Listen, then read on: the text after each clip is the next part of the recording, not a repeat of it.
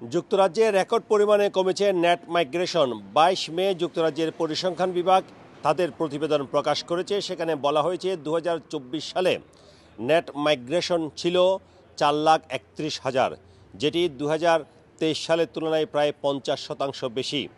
2023 সালে net migration ছিল 4,60,000।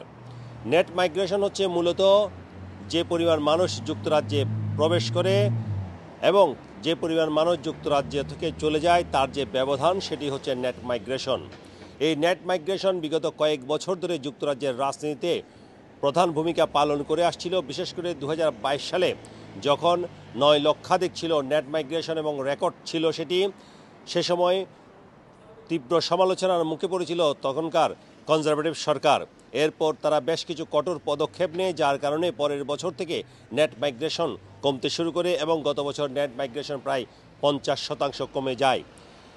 এজন্য সাবেক স্বরাষ্ট্রমন্ত্রী জেমস ক্লেভারলি তিনি বলেছেন তার গৃহীত কঠোর পদক্ষেপের কারণেই নেট মাইগ্রেশন কমে গিয়েছে।